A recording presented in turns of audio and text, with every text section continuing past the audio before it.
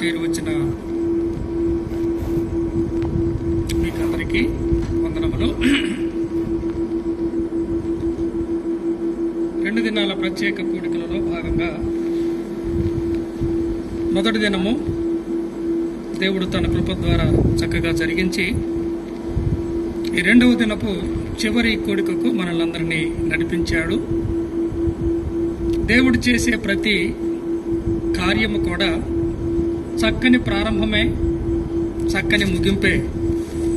ప్రతిదీ దేవుని మహిమ కొరకై దేవుడు తన చిత్తానుసారంగా తన కార్యములను జరిగించేవాడని పరిశుద్ధ గ్రంథములో ఉన్నటువంటి లేఖనములను మనము ఎరుగుదుము.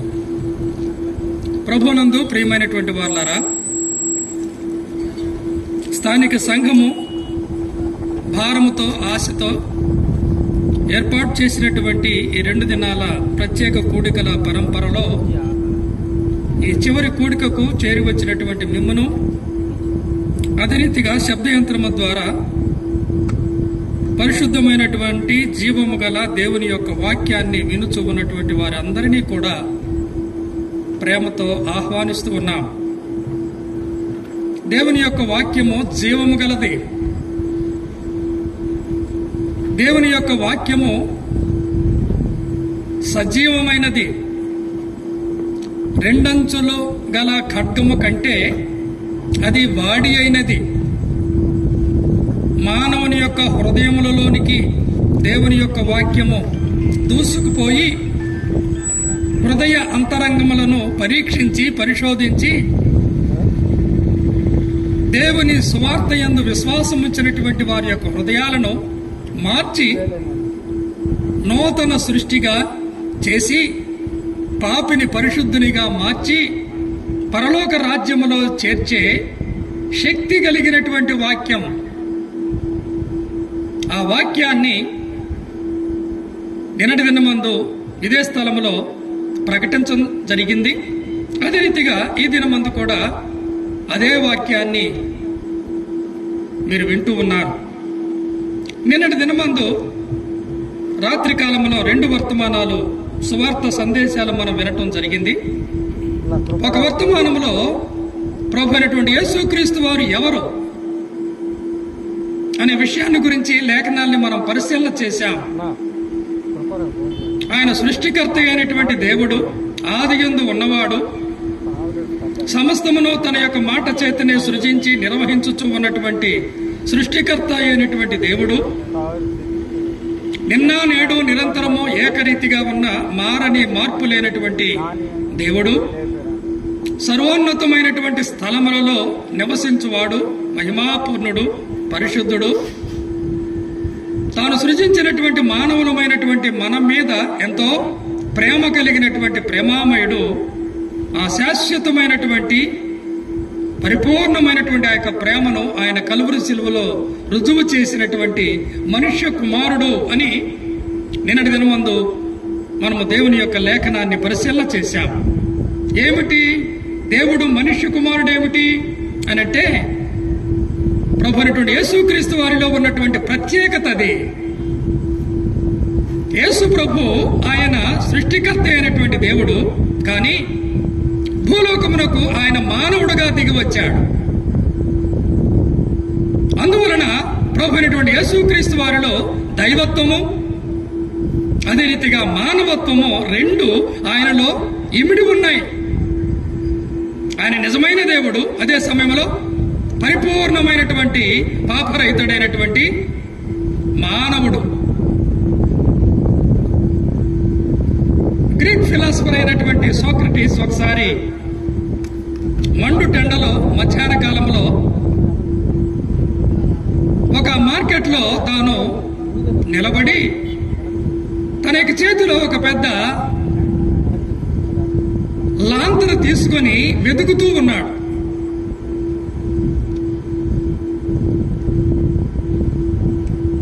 సోక్రటీస్ను చూచినటువంటి వారందరూ కూడా ఆశ్చర్యపోతూ ఉన్నారు. అయ్యా, మీరు మహాజ్ఞానము కలిగినటువంటి వ్యక్తి, బహుపాండిత్యము కలిగినటువంటి వారు, ఇక్కడేమో మధ్యాహ్నము మండు టెండ, ఇలాంటి మండుటెండలో ప్రతిదీ కూడా మనం స్పష్టంగానే చూడగలుగుతూ ఉన్నాము. మరి మీరేంటి ఈ మధ్యాహ్న కాలంలో ఒక లాంతర్ వెలిగించి మీరేంటో పోగొట్టుకున్నట్లుగా వెతుకుతూ ఉన్నారు, మనుషులను చూస్తూ ఉన్నారు. మీకెవరైనా ఒక వ్యక్తి కావాలా, లేక మీకు తెలిసినటువంటి వ్యక్తి ఏమైనా ఇక్కడ తప్పిపోయాడా అని గ్రీక్ ఫిలాసఫర్ సోక్రటీస్ ను అక్కడ వచ్చినటువంటి ప్రజలందరూ కూడా అడుగుతూ ఉన్నారు. ప్రజలందరూ కూడా గుమికూడి ఉన్నారు ఆయన చుట్టూ. అప్పుడు ఆయన అన్నాడు, నేను మనుషులను చూస్తూ ఉన్నాను, కానీ నిజమే సూర్యుడు భగభగా మండుతూ ఉన్నాడు, సూర్యుని యొక్క వెలుగులో స్పష్టంగా ప్రతిదీ కనబడుతూ ఉన్నది, కానీ పరిపూర్ణమైనటువంటి మనిషి నాకు కనబడటంలా. ప్రతి మనిషిలో ఏదో ఒక లోపం ఉన్నది. అందువలన పరిపూర్ణమైనటువంటి వ్యక్తి ఎవరైనా కనబడతారని నేను ఈ సూర్యుని యొక్క వెలుగుతో పాటు ఈ వెలిగించినటువంటి ఈ లాంతర ద్వారా నేను చూస్తూ ఉన్నాను అని ఆయన పలికినటువంటి ఆలోచింపదగినటువంటి మాట. అంటే ఏంటి దాని అర్థం? భూలోకములో రకరకాలైనటువంటి మనుషులు ఉన్నారు. జ్ఞానము సంపాదించినటువంటి పండితులు ఉన్నారు, బలము కలిగినటువంటి పరాక్రమము కలిగినటువంటి వ్యక్తులున్నారు, ఆస్తి కలిగినటువంటి గొప్పవారు ఉన్నారు, సమాజంలో పేరు ప్రఖ్యాతులు కందినటువంటి నాయకులు ఉన్నారు. కాబట్టి ఆయా రంగాలలో ప్రావీణ్యత సంపాదించి మనుషుల వలన గొప్ప పేరు పొందినటువంటి వారు ఉన్నప్పటికీ కూడా ప్రతి మానవుడు ఏముంది చెప్పండి? పాపమున్నది. ఏ భేదమునూ లేదు. అందరూ పాపము చేసి దేవుడు అనుగ్రహించు మహిమను పొందలేకపోతూ ఉన్నారని దేవుని యొక్క వాక్యం సెలవిస్తున్నది. అనగా పాపం అనగా ఏమిటంటే దేవుడు నియమించినటువంటి ఆ ప్రమాణము మేరకు మానవుడు జీవించలేకపోవటమే. పాపం అంటే నిర్వచనం అది. కమింగ్ షార్ట్ ఆఫ్ గ్లోరీ అన్నాడు. కమింగ్ షార్ట్ ఆఫ్ గ్లోరీ అనగా తక్కువ పడ్డారు ప్రతి వ్యక్తి కూడా. దేవుడు నియమించినటువంటి ప్రమాణం సత్యమే మాట్లాడాలి, న్యాయంగా జీవించాలి, అబద్ధం ఆడకూడదు, హింస చేయకూడదు, అసూయపడకూడదు, నిజమైనటువంటి దేవుని వెదకి ఆరాధన చేయాలి, నిజమైనటువంటి దేవుని వెంబడించాలి, సేవించాలి, నిజమైనటువంటి దేవుని పూర్ణ హృదయముతో ప్రేమించాలి, తోటి మనుష్యుని నిన్ను వలె నీ పొరుగు వారిని ప్రేమించమని దేవుని యొక్క ప్రమాణమై ఉండగా ఆ ప్రమాణం మేరకు భూలోకంలో ఎవరు జీవిస్తున్నారు? అందరూ తక్కువ పడిన వారే. పాపం అంటే అర్థం అది, తక్కువ పడినటువంటి వారు. దేనికి తక్కువ పడ్డారు? దేవుడు నియమించినటువంటి ఒక ప్రమాణం ఉన్నది.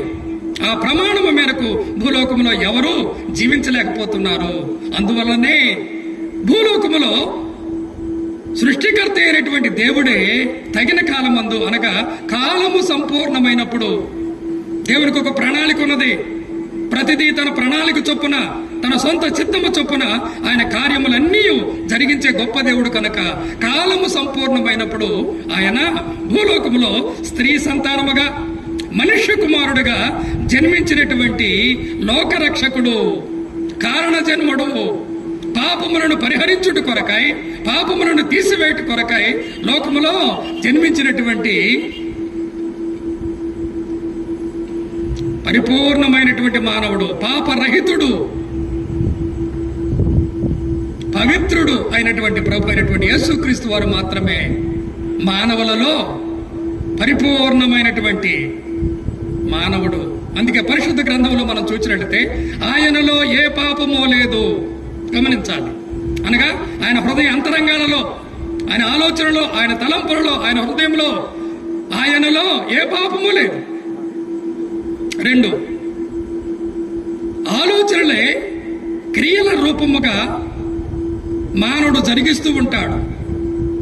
అందువలన ఆయన ఏ పాపము చేయలేదు. ఆలోచనలో పాపము లేదు, తలంపులలో పాపము లేదు, ఆంతర్యములో పాపము లేదు. అదే రీతిగా తన యొక్క ప్రవర్తనలో, తన యొక్క జీవితంలో, క్రియలో పాపము లేదు. మూడోదిగా మనం చూసినట్లయితే అసలు ఆయన ఎందుకు పాపమే లేదు, అనగా ఆయన స్వభావమే వేరు. మానవులమైనటువంటి మన స్వభావం పడిపోయినటువంటి మానవుని స్వభావం, పాపము చేసే స్వభావం. ఆదాము స్వభావం దేవునికి తిరుగుబాటు చేసే స్వభావం, దేవునికి వ్యతిరేకంగా జీవించే స్వభావం, దేవుడు నియమించినటువంటి ఆజ్ఞకు లోబడనటువంటి రాయి లాంటి హృదయం కలిగినటువంటి మానవుడు దేవునికి దూరస్తుడవుతూ ఉన్నాడు. కానీ ప్రభు అయినటువంటి యేసుక్రీస్తు వారు, ఆయనలో పాపము లేదు, ఆయన పాపము చేయలేదు, అసలు ఆయనలో పాపమే లేదు, అనగా పాప స్వభావమే లేనటువంటి పరిపూర్ణమైనటువంటి మానవుడు ఎవరంటే ప్రభు అయిన యేసుక్రీస్తు. అందుకు పాపి అయినటువంటి మానవుని కొరకు కలువరి శిలువలో ఆయన మరణించి తిరిగి లేచుట ద్వారా పాప నివారణ చేశాడు, పాపములను తీసివేశాడు. అయితే ఎవరైతే ఆయన యందు విశ్వాసం ఉంచుతారో వారి పాపములను ఉచితముగా తన కృప ద్వారా క్షమించి నరకము నుండి తప్పించి పరలోక రాజ్యములో చేర్చే లోక రక్షకుడు, ప్రేమామయుడు, దయామయుడు, కృపామయుడు ప్రభు అయినటువంటి యేసుక్రీస్తు వారు. గమనించాలి. కాబట్టి క్రైస్తవ్యానికి గమనించాలి, క్రైస్తవం అనేది ఒక మతము కాదు, ఇది ఒక జీవిత విధానం. గమనించాలండి, క్రైస్తవం అనేది ఒక జీవిత విధానం. యేసుప్రభునందు విశ్వాసం ఉంచడం ద్వారా హృదయం మారుతుంది, హృదయం మారుటను బట్టి ప్రవర్తన మారుతుంది, జీవితం మారుతుంది, ఉద్దేశము గురి మారుతుంది. అందువలనే ఎవడైనను క్రీస్తునందున ఎడల వాడు నూతన సృష్టి. దేవుని యొక్క వాక్యము మేరకు దేవుని చిత్తానుసారంగా దేవుని సేవిస్తూ దేవుని ప్రకటిస్తూ దేవునికి ఇష్టలుగా భూలోకంలో జీవించాలి అనేటువంటి ఆశ హృదయంలో దేవుడు కలిగిస్తాడు. కాబట్టి క్రైస్తవ్యం అనేది ఒక జీవిత విధానం, మార్పు చెందినటువంటి జీవిత విధానం. అందుకే ఎవడైనను క్రీస్తునందున ఎడల వాడు నూతన సృష్టి. ఇదిగో సమస్తమును నూతనమాయను, పాతవి గతించెను అని పరిశుద్ధ గ్రంథములో ఉన్నటువంటి లేఖనాన్ని మనం చూస్తూ ఉన్నాం.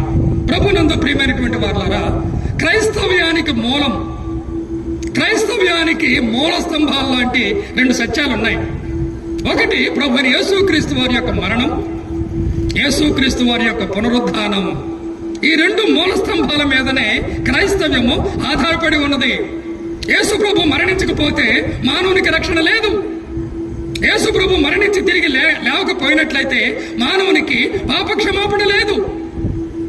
అందుకే కారణ జన్ముడుగా లోక పాపములు మోసుకొని పోవు దేవుని గొర్రెపిల్లగా ప్రభు అయినటువంటి యేసుక్రీస్తు వారు భూలోకములో ఆయన జన్మించి 33.5 సంవత్సరములు పాపరహితుడుగా పరిపూర్ణుడుగా ఆయన జీవించి నీతిమంతుడైనటువంటి ప్రభు యేసుక్రీస్తు వారు కలువరి శిలువలో ఎందుకు మరణించాడో తెలుసా?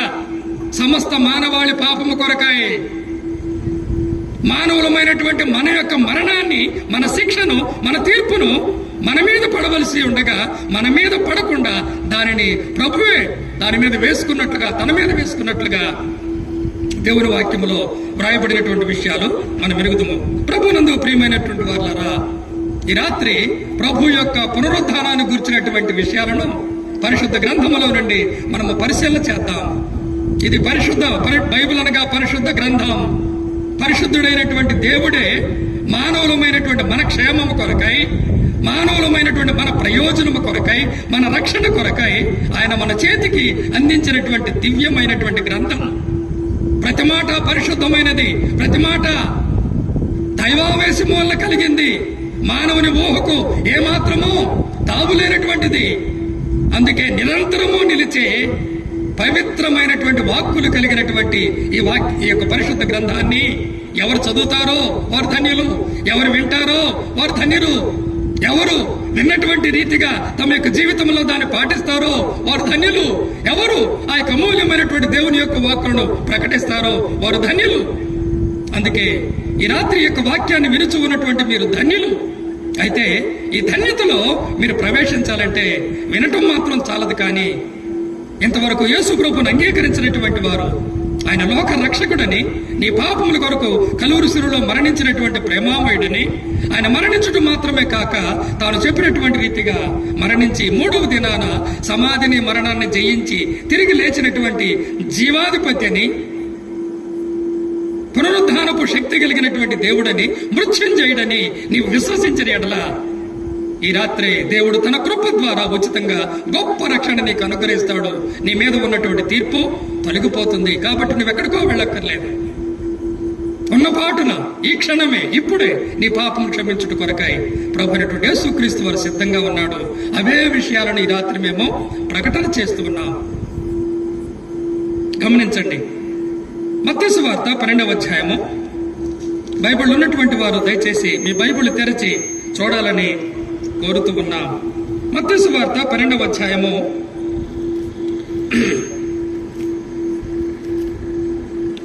40వ వచనం చదువుదాం. మత్తయి సువార్త 12వ అధ్యాయము 40వ వచనం. యోనా 3 రాత్రింబగళ్ళు తిమింగలపు కడుపులో ఎలాగు ఉండెనో అలాగే మనుష్య కుమారుడు 3 రాత్రింబగళ్ళు భూగర్భములో ఉండును. మనం చదివినటువంటి యొక్క లేఖన భాగమును మన ప్రభు మనందరి వినికిడిలో దీవించునుగాక. ఆమేన్. ప్రభునందు ప్రియమైన వారులారా, ఇశ్రాయేలు దేశంలో ఉన్నటువంటి శాస్త్రులంటాం, అనగా దేవుని యొక్క వాక్యాన్ని పరిశోధించేవారు, పరిసయ్యులు అనగా యోధా మతానికి చెందినటువంటి ప్రవిష్టులు వారు. శాస్త్రులు, పరిసయ్యులు ప్రభు అయినటువంటి యేసుక్రీస్తు దగ్గరికి వచ్చి ప్రభువుని అడుగుతూ ఉన్నారు, అయ్యా మాకు ఒక సూచక క్రియ అనగా ఒక అద్భుతాన్ని చేసి చూపించు అని వారు అడుగుతూ ఉన్నారు. ఎన్నో అద్భుతాలు చేశాడు ప్రభు. మరలా మరలా ఆ అద్భుతములు చేయాలని, మరలా మరలా ఆ సూచక క్రియల మీదనే వారు తమ యొక్క మనసు పెడుతూ ఉన్నారు. కానీ ప్రభు బోధించినటువంటి ఆ యొక్క బోధను వారు విశ్వసించినటువంటి వారుగా ఉన్నారు. ఆ సందర్భంగా మతాన్ని కలిగినటువంటి మత నాయకులైనటువంటి శాస్త్రులతో, పరిసయ్యులతో ప్రభు పలికినటువంటి మాట ఇప్పుడు మనం చదివాం. ఎక్కడ? మత్తయి రాసినటువంటి సువార్త 12వ అధ్యాయము 40వ వచనంలో ప్రభు వారికి ఇచ్చినటువంటి అద్భుతమైనటువంటి సమాధానం గమనించాలండి. మానవులమైనటువంటి మనకు ఎన్నో ప్రశ్నలు ఉంటాయి, ఎన్నో అనుమానాలు ఉంటాయి. వాటన్నిటికీ పరిష్కారము మనము వెదకాలంటే దేవుని వాక్యాన్ని వినాలి. దేవుని యొక్క వాక్యములో మన ప్రశ్నలన్నిటికీ సమాధానాలు ఉన్నాయి. మన అనుమానాలన్నిటినీ తీర్చగలిగినటువంటి దివ్యమైనటువంటి గ్రంథం. కాబట్టి ఇక్కడ మనం గమనించినట్లయితే ప్రభువైనటువంటి యేసుక్రీస్తు వారు వారికి ఒక చక్కని సమాధానం ఇస్తున్నాడు. ఏమిటి? తనను గూర్చినటువంటి, తన యొక్క మరణము, తన యొక్క పునరుద్ధానాన్ని గూర్చినటువంటి ఆ సమాధానాన్ని వారికి అనుగ్రహిస్తూ ఉన్నారు. గమనించండి, యోన 3 రాత్రింబగళ్ళు తిమింగలపు కడుపులో ఎలాగు ఉండెనో అలాగే మనుష్య కుమారుడు 3 రాత్రింబగళ్ళు భూగర్భములో ఉండును. అనగా ప్రభువైనటువంటి యేసుక్రీస్తు వారు భవిష్యత్తులో ఏ రీతిగా మరణిస్తాడో, మరణించినటువంటి 3వ దినాన ఏ రీతిగా తిరిగి లేస్తాడో ఆ యొక్క విషయాన్ని ఇక్కడ వారికి జ్ఞాపకం చేస్తూ ఉన్నాడు. లేఖనాన్ని లేక పాత నిబంధనలో ఎరిగినటువంటి యోధా మత నాయకులకు ఆ యొక్క విషయాన్ని తెలియజేస్తూ ఉన్నాడు. యోనాను కూర్చున్నటువంటి విషయం యోనా గ్రంథములో వ్రాయబడింది. అది పాత నిబంధనలో ఉన్నది. ఆ యొక్క విషయాన్ని వారు ఎరిగి ఉన్నారు. కాబట్టి యోనా ప్రయాణము చేస్తూ ఉన్నాడు. దేవునికి వ్యతిరేకంగా జీవించుటను బట్టి, దేవునికి అవిధేయతలో తాను ప్రవక్తగా ఉండి కూడా జీవించుటను బట్టి సముద్రములో ఒక గొప్ప తుఫాను చెలరేగింది. తుఫాను చెలరేగగా ఆ ఓడంతా కూడా మునిగిపోవటానికి సిద్ధమైనప్పుడు ఆ ఓడలో ప్రయాణం చేస్తూ ఉన్నటువంటి ఆ యాత్రికులందరూ కూడా ఒకరిని మరి ఒకరు ప్రశ్న వేసుకొని, ఏం జరిగింది? మీరు ఎక్కడి నుంచి వస్తున్నారు? ఎక్కడికి వెళుతూ ఉన్నారు? ఈ సముద్రము ఈ రీతిగా ఉప్పొంగటానికి కారణం ఏమిటని వారు ఆరా తీసినప్పుడు యోనా చెప్తాడు, ఏమని? దీనికి కారణము నేనే, సజీవుడైనటువంటి దేవుని ప్రవక్తను నేను. దేవుడు నాకు తెలియచేసినటువంటి ఆ యొక్క మాటకు వ్యతిరేకంగా నేను వెళుతూ ఉన్నాను. కాబట్టి నా అవిధేయతను బట్టే దేవుడు సముద్రమునకును, భూమికిని, ఆకాశమునకును సృష్టికర్త అయినటువంటి ఆ యొక్క దేవుడే ఈ యొక్క ఉప్పెనను, ఈ తుఫానును రప్పించాడు, కాబట్టి నన్ను విసిరి ఈ యొక్క సముద్రములో వేయండని యోనా పలికినటువంటి ఆ మాటను బట్టి వారెంతో భయపడుతూ ఉన్నారు. తమ ప్రాణాలు దక్కుతాయి అనేటువంటి ఆశ వారికి లేదు. ఎందుకంటే సముద్రము ఉప్పొంగుతూ ఉన్నది. ఆ నావ కొద్ది నిమిషాలలో మునిగిపోవటానికి సిద్ధంగా ఉన్నది. కాబట్టి యోనా పలికినటువంటి ఆ యొక్క మాటను బట్టి యోనాను ఎత్తి వారు సముద్రములో వేయగా దేవుని ఏర్పాటు చూడండి. యోనా సముద్రములో పడి మరణించలేదు, కానీ యోనాను మృంగివేయుట కొరకై దేవుడు ఒక పెద్ద మత్స్యాన్ని లేక ఒక తిమింగలానికి దేవుడు ఆజ్ఞాపించగా యోనా ఎక్కడున్నాడు ఇప్పుడు? అనగా ఆ తిమింగలముల చేత తిమింగలం అతన్ని మింగివేసింది. అద్భుతమైనటువంటి దేవుడు కనుక దేవుడు యోనాను 3 పగళ్ళు 3 రాత్రులు ఆ తిమింగపు కడుపులో భద్రంగా ఉంచాడు, క్షేమంగా ఉంచాడు, జీవముతోనే ఉంచాడు. తర్వాత తాను ఎక్కడికి వెళ్లాలో, ఎవరికి సువార్త ప్రకటించాలో ఆ నినివే పట్టణమునకు అనగా ఆ యొక్క సముద్రపు తీరాన ఈ యొక్క తిమింగలం వెళ్లి యోనాను కక్కివేసినట్లుగా మనం చూస్తాం. అది చరిత్ర. యోనా గ్రంథములో వ్రాయబడినటువంటి ఆ చరిత్ర వారు ఎరిగి ఉన్నారు. కాబట్టి అదే రీతిగా ప్రభు అయినటువంటి యేసుక్రీస్తు వారు మానవ పాప పరిహారము కొరకై మరణించడం మాత్రమే కాదు, యోనా ఏ రీతిగా 3 పగళ్ళు 3 రాత్రులు ఆ తిమింగపు కడుపులో ఉండి తర్వాత నినివే పట్టణంలో కక్కివేయబడ్డాడో అదే రీతిగా ప్రభు అయినటువంటి యేసుక్రీస్తు వారు మరణాన్ని సమాధిని చేయించి ఆయన 3వ దినాన్ని తిరిగి లేస్తాడు అనేటువంటి విషయాన్ని ప్రభు తన యొక్క మరణాన్ని గురించి, తన యొక్క పునరుద్ధానం గురించి రాత్రి కూడా మనం జ్ఞాపకం చేసుకుందాం. మనుష్య కుమారుడు ఆ రీతిగా మరణించి తిరిగి లేవాలి అనేటువంటి మాటను పలికినటువంటి ఆ యొక్క విషయాన్ని మనము చూస్తూ ఉన్నాం. చూడండి, ఎందుకు ఈ రీతిగా ప్రభు మరి మరణించాలి, తిరిగి లేవాలి? ఎందుకు ప్రభు ఆ రీతిగా మరణించాలి, తిరిగి లేవాలంటే పాపమునకు వచ్చు జీతం మరణం. మానవులందరూ పాపం చేసినటువంటి వారమే, కాబట్టి ఆ శిక్షను మనం భరించలేము. ఆ శిక్షను మానవులు భరించలేరు.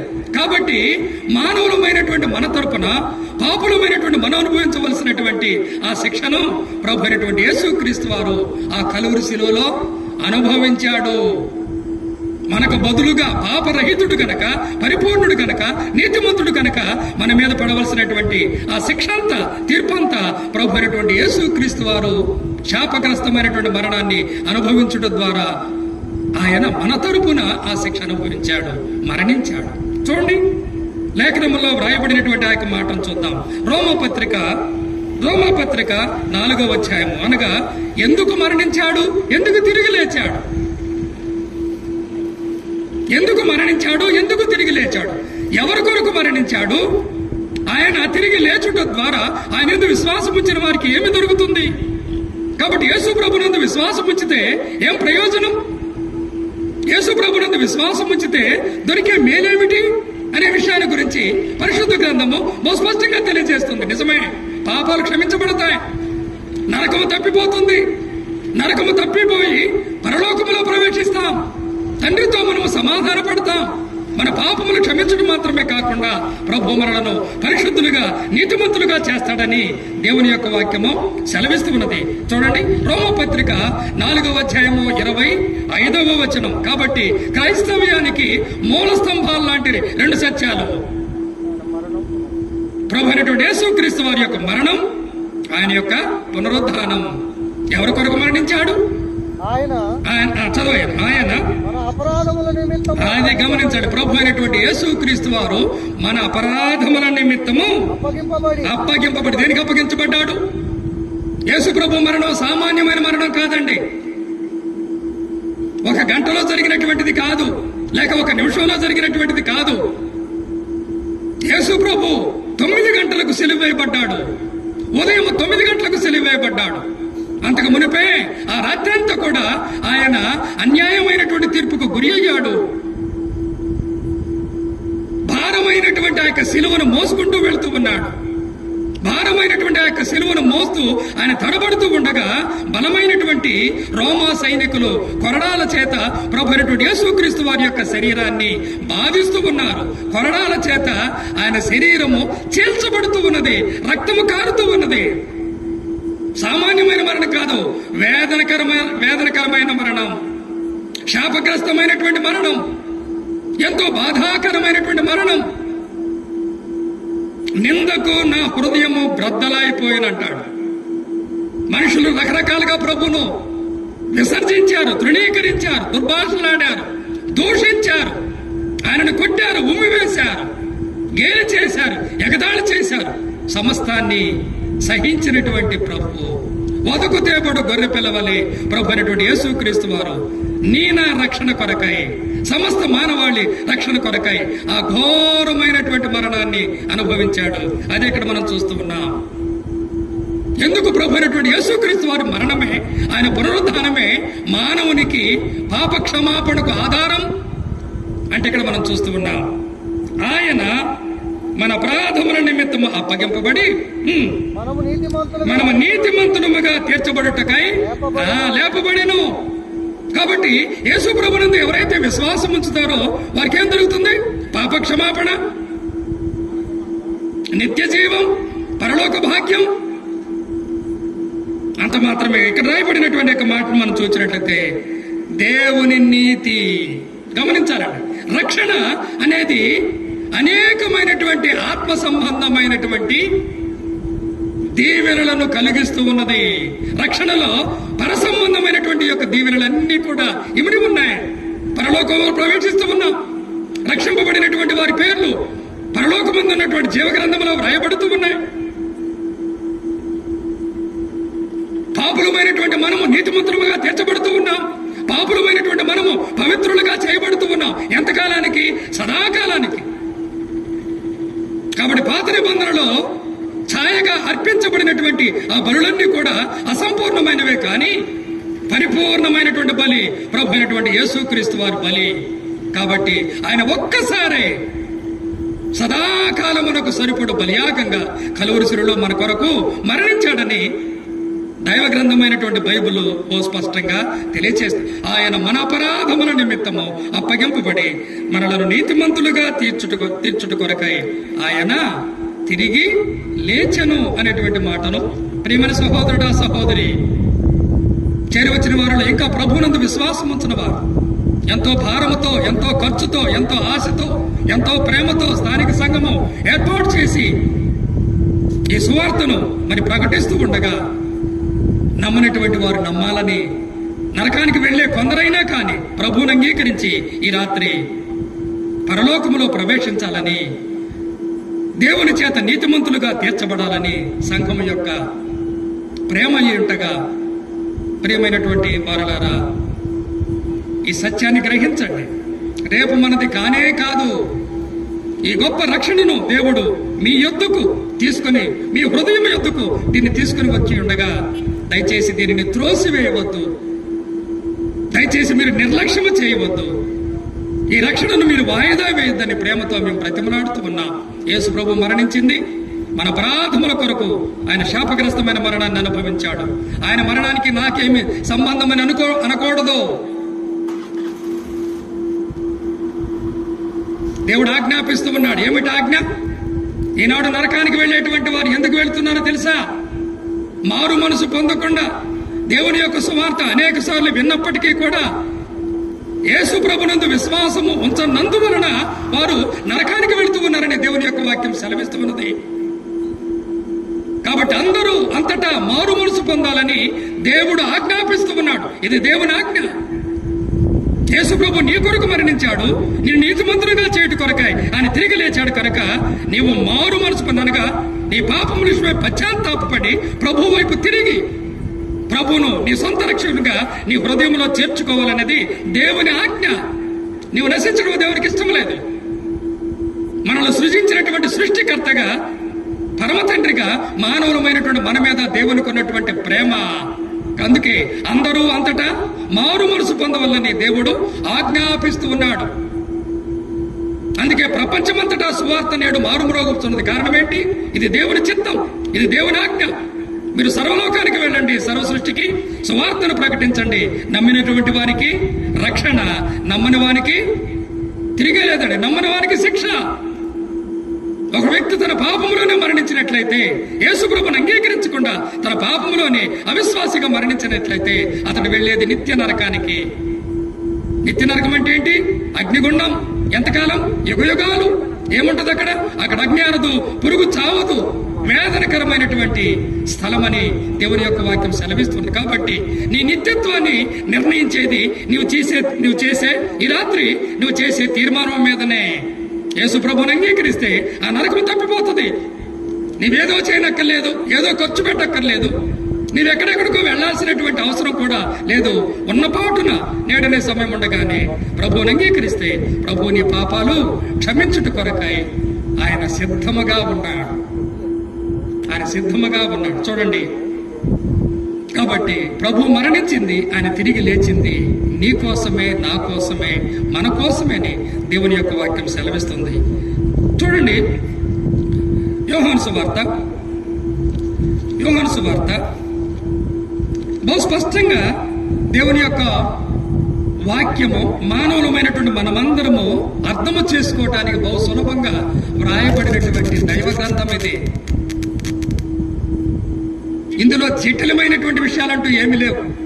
బహు సామాన్యమైన భాష, బహు సామాన్యమైనటువంటి పదజాలం, బహు సామాన్యమైనటువంటి వారు సహితము గ్రహించటానికి అనువుగా దేవుడు ఈ యొక్క పరిశుద్ధ గ్రంథాన్ని మన కొరకు వ్రాయించాడు. గమనించండి, యోహాను సువార్త 12వ అధ్యాయము 24వ వచనము చదువుకుందాం. యోహాను సువార్త 12వ అధ్యాయము 24వ వచనం. గమనించారండి, గ్రామాలలో సహజంగా అందరూ వ్యవసాయదారులే ఉంటారు, ఎక్కువ మంది రైతులే ఉంటారు. ఈ భూమి దేవుడిచ్చాడు, ఈ ప్రకృతిని దేవుడిచ్చాడు, ఈ సృష్టిలో ఉన్నటువంటి సమస్తాన్ని కూడా దేవుడు మనకు అనుగ్రహించాడు. మానవులమైనటువంటి మనము భూలోకములో జీవించుట కొరకై ప్రతిదీ కూడా దేవుడు ముందుగానే సిద్ధపరిచాడు. భూమిలో సారాన్నిచ్చాడు. ఆ భూమిలో విత్తనము వేసినప్పుడు అది మొలకెత్తుటకు అవసరమైనటువంటి సారం,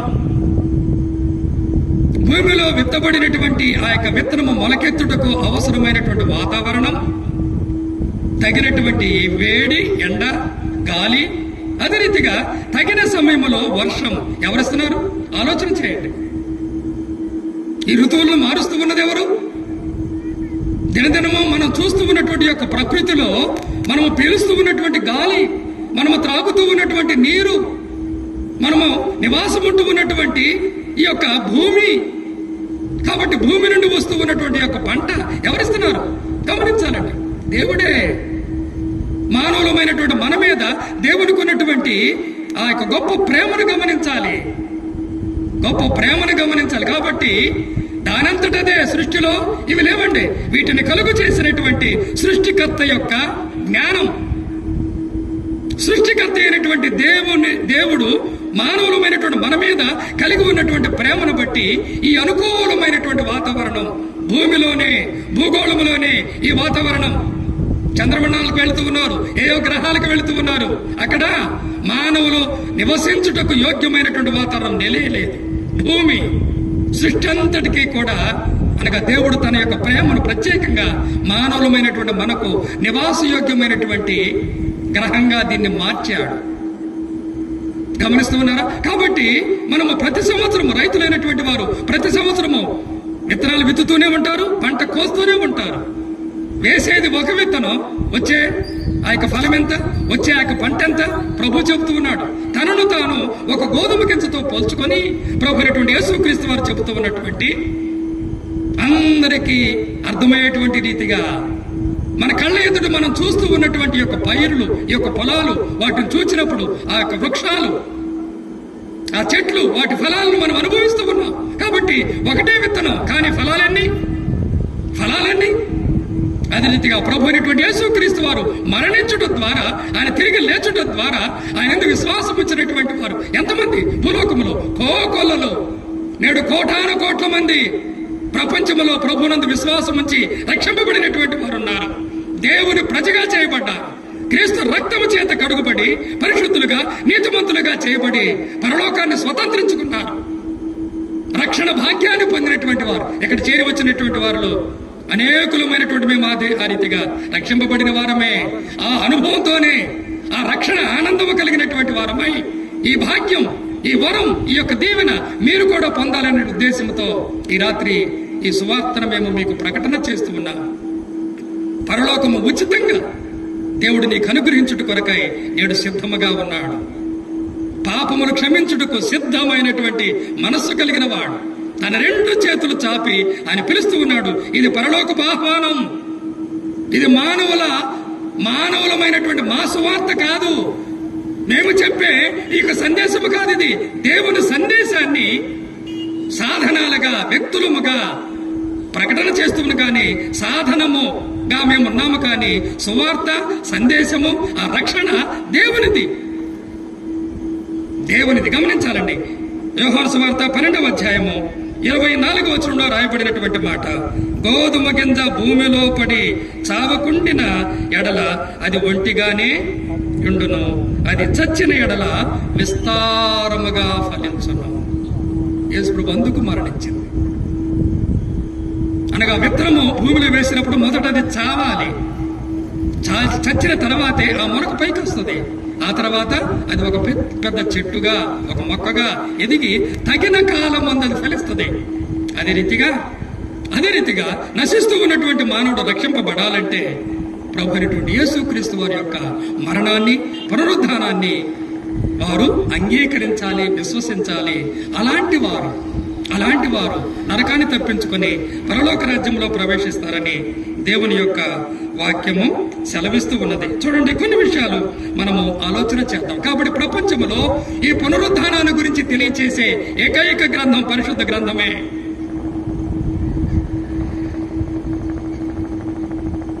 అందుకే ఈ పునరుద్ధానాన్ని కూర్చున్నటువంటి సాక్ష్యాలు ఎన్నో ఉన్నాయి. దేవుని గ్రంథమే సాక్ష్యం. ప్రభు అయినటువంటి యేసుక్రీస్తు వారిని ఎక్కడ సమాధి చేశారో తెరువబడినటువంటి ఆ సమాధి నేటికి కూడా సజీవమైనటువంటి సాక్ష్యముగా ఉన్నది. ప్రభు అయినటువంటి యేసుక్రీస్తు వారు పునరుద్ధారుడైనప్పుడు అనేకులు వెళ్లి ప్రభు యొక్క పునరుద్ధానాన్ని కళ్ళారా చూచారు. పరలోకం నుండి దేవదూతలు వచ్చి ప్రభు యొక్క పునరుద్ధానాన్ని గురించి సాక్ష్యం ఇచ్చారు. ప్రభు పునరుద్ధారుడైన తర్వాత, అనగా ప్రభు ఆ మరణాన్ని జయించి తిరిగి లేచిన తర్వాత 40 దినాలు భూలోకములో తన యొక్క మహిమ శరీరంతో ఉన్నప్పుడు అనేకులు చూచారు. వారు చూచి వ్రాసినటువంటి వ్రాతలే ఈ పరిశుద్ధ గ్రంథములో సాక్షాత్ముగా వ్రాయబడ్డాయని దేవుని యొక్క వాక్యము సెలవిస్తూ ఉన్నది.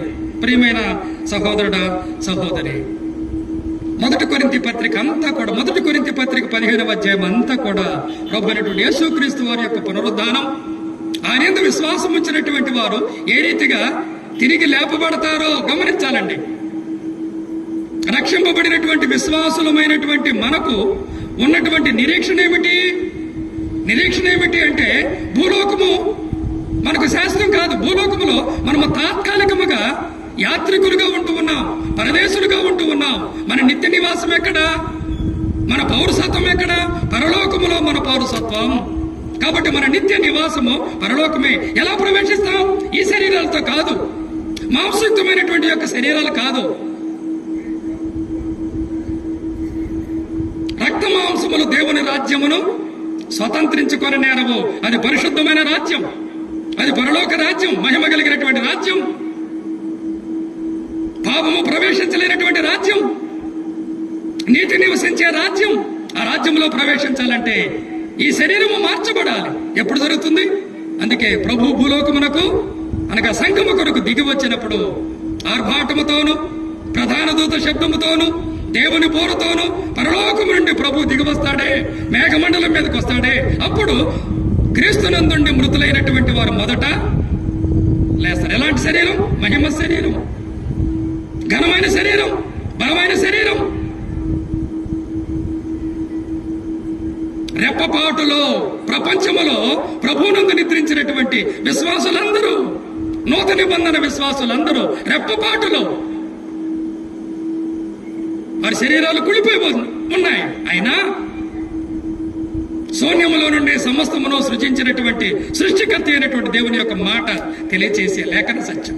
క్రీస్తునందున్న వారు మొదట లేతురు, ఆ తర్వాత సజీవులుగా నిలిచి ఉన్నటువంటి విశ్వాసులు 50 మంది మరణాన్ని అనుభవించకుండానే మహిమ శరీరాలు ధరించుకున్న వారమై మనమందరము, ప్రియమైన సహోదరుడా సహోదరి, ప్రపంచంలో ఏ ఇతర గ్రంథాలలో వ్రాయబడినటువంటి ఎవరికీ తెలియనటువంటి అద్భుతమైనటువంటి లేఖన సత్యం, నమ్మదగినటువంటి బోధ, నమ్మదగిన మాటలు, నిజమైన మాటలు, దేవుని మాటలు, యేసు ప్రభునందు నీవు విశ్వాసం ఉంచినట్లయితే సంఘములో నీవు చేర్చబడతావు, పరలోకములో నీవు ప్రవేశిస్తావు, నరకం నుండి నీవు తప్పింపబడతావని దేవుని యొక్క వాక్యం సెలవిస్తుంది. చూడండి, 1 కొరింథీ పత్రిక 15వ అధ్యాయంలో వ్రాయబడినటువంటి మాట, మనుష్య కుమారుడు 3 పగళ్ళు 3 రాత్రులు భూగర్భములో ఉండవలెను అని ప్రభు పలికినటువంటి మాటను ఆధారంగా చేసుకుని ఈ రాత్రి ప్రభు యొక్క మరణాన్ని గురించి, ఆయన పునరుద్ధానాన్ని గురించి,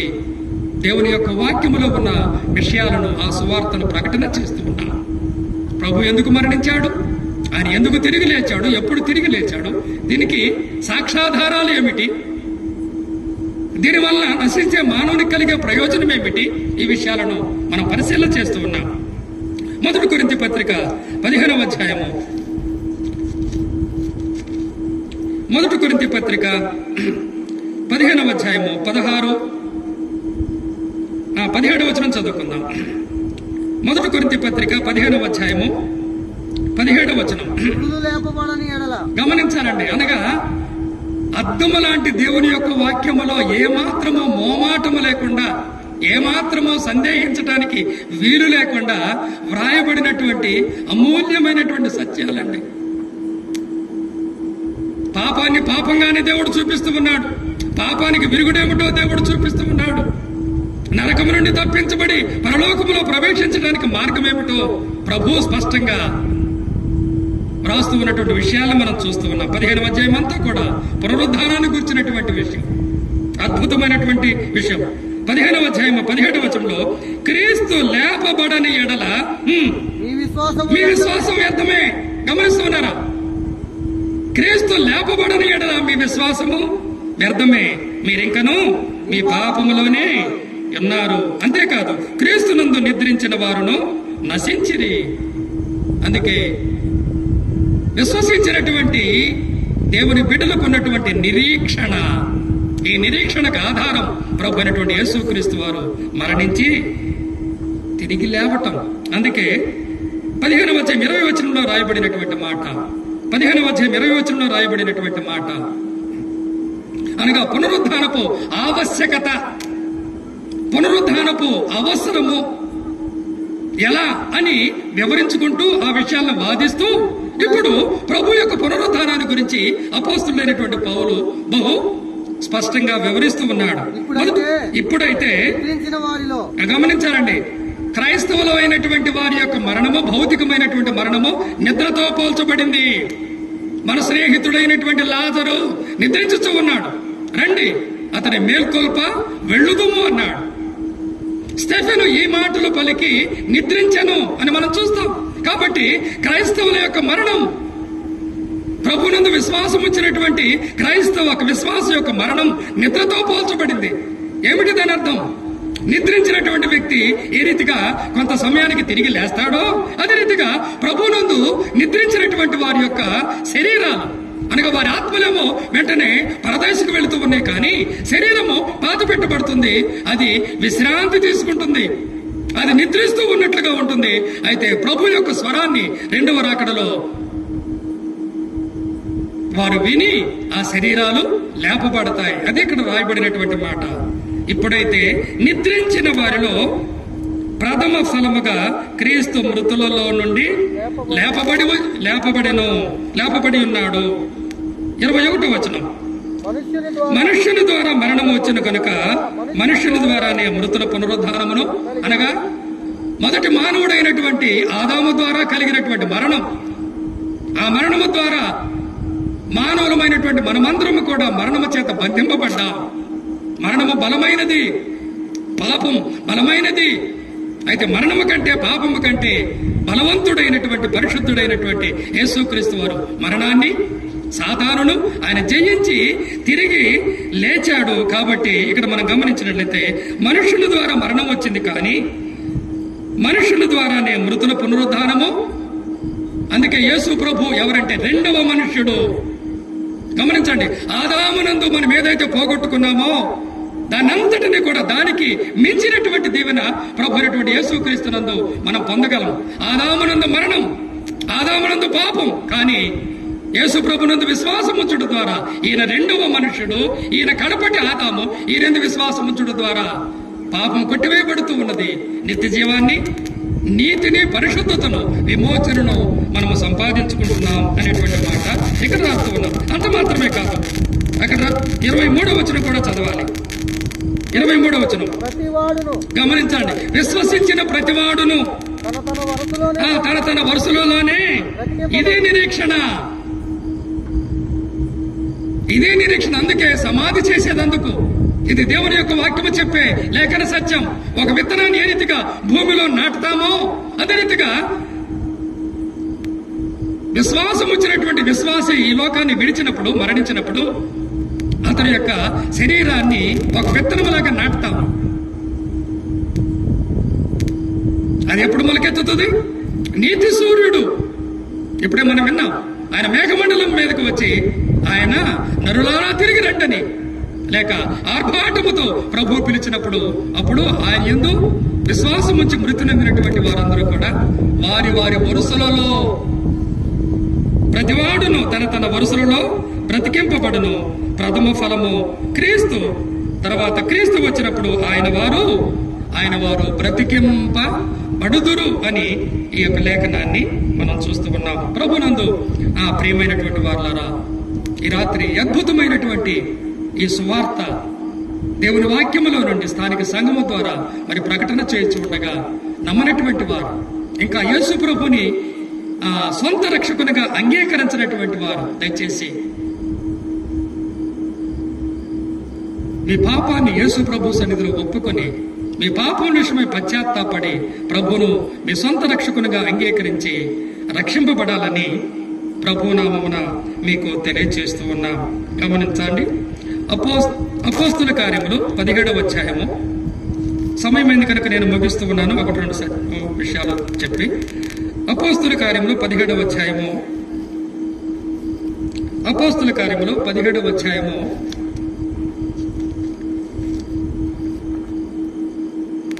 30-31 వచనం. ఆ అజ్ఞాన కాలములను దేవుడు చూచి చూడనట్లుగా ఉండెను.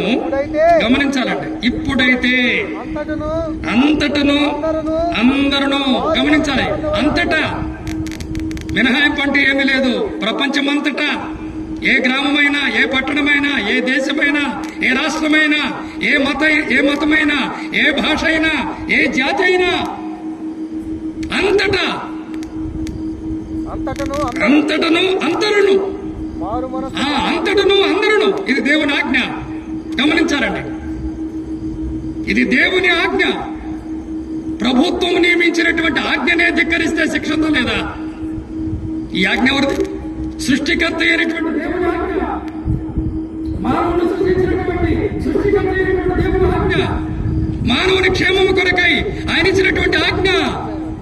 నశించి నరకానికి వెళ్ళుచు ఉన్నటువంటి వారు తప్పించుకోవాలని దేవుని యొక్క ఆజ్ఞ, మానవులు పొందాలని దేవుని యొక్క ఆజ్ఞ. ఇప్పుడు ప్రాణంతో ఉండగానే, నీడనే సమయం ఉండగానే ఒక వ్యక్తి తన పాపంలో మరణించినట్లయితే గమనించాలండి, అతను వెళ్ళింది నరకానికి, నిత్య నరకానికి. మరణించినటువంటి ఆ వ్యక్తి కొరకు భూలోకంలో ఏమి చేసినా దానివల్ల తర్వాత ప్రయోజనం లేనే లేదు. వారి స్థితి మారదు, వారి స్థలం మారదు. వారు నిత్యము అగ్నిగుండములో అలమటించవలసిందే. అందుకే ఆ నరకము నుండి, ఆ వేదనకరమైనటువంటి స్థలము నుండి తప్పించుకోవాలంటే నేడనే సమయమందు, అనుకూల సమయమందు, ఇదే మీ రక్షణ దినంగా మీరు ప్రభువును అంగీకరించడం ద్వారా ఈ దినాన్ని మీరు రక్షణ దినంగా మార్చుకోవాలనే ప్రేమతో ప్రకటన. ఇది దేవుని ఆజ్ఞ. అంతటను అందరూ మారు మనసు పొందవల్లని మనుష్యులకు ఆజ్ఞాపిస్తూ ఉన్నారు. గమనించాలండి, సృష్టిలో మనుష్యుడు దేవుని యొక్క పోలిక చొప్పున సృజించబడ్డాడు. అందుకే ఆత్మ మనకి ఇవ్వబడింది. ప్రతి మనిషిలో ఆత్మ ఉన్నది, ప్రతి మనిషిలో మనస్సాక్ష్యం ఉన్నది, మంచి చెడులు. కాబట్టి నరకమున్నది, పరలోకమున్నది. కాబట్టి నరకమును తప్పించుకొని పరలోకములో ప్రవేశించాలంటే మార్గము ప్రభు అయినటువంటి యేసుక్రీస్తే అని రాత్రి ప్రకటన చేయించు ఉన్నాం. దేవుని గ్రంథములో ఉన్నటువంటి మాటను ఆధారంగా చేసుకుని దేవుని మాటను మేము ప్రకటన చేస్తూ ఉన్నాం. ఎందుకనగా తాను నియమించిన మనుషుని చేత నీతిని అనుసరించి భూలోకమునకు తీర్పు తీర్చబోయేది ఒక దినమును నిర్ణయించి ఉన్నట్టు గమనించాలండి. యేసు ప్రభువును అంగీకరించకపోతే తీర్పు ఉన్నది. అదే నిత్య శిక్ష, అదే నిత్య మరణం, అదే అగ్నిగంధకములతో మండే గుండం. దేవుని యొక్క మాటకు తిరిగి నమ్మిన వానికి రక్షణ, నమ్మని వానికి శిక్ష. దేవుడు అనుగ్రహిస్తూ ఉన్నటువంటి యొక్క అద్భుతమైనటువంటి యొక్క సమయాన్ని, తరుణాన్ని మీరు సద్వినియోగం చేసుకుని ప్రభునందు విశ్వాసం ఉంచి ఆ నరకాన్ని తప్పించుకోవాలని ప్రేమతో మేము ప్రకటన చేస్తూ ఉన్నాం. ప్రభు అయిన యేసుక్రీస్తు వారు ఎవరో తెలుసా? ఆయన లోకరక్షకుడు, ఆయన జీవాధిపతి.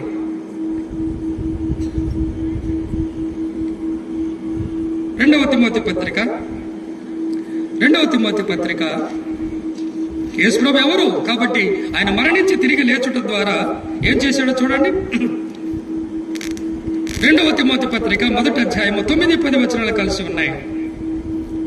2వ తిమోతి పత్రిక 1వ అధ్యాయము 9-10 వచనాలు గమనించాలండి. ఎన్ని క్రియలు చేసినా, ఎక్కడెక్కడికి వెళ్ళినా, మతపరమైనటువంటి ఆచారాలు, సాంప్రదాయాలు ఎన్ని చేసినా, మానవుని యొక్క భక్తి ద్వారా, మానవుని యొక్క క్రియల ద్వారా ఎన్నడెన్నడూ నరకాన్ని తప్పించుకోలేడు, పరలోకంలో ప్రవేశింపలేడు.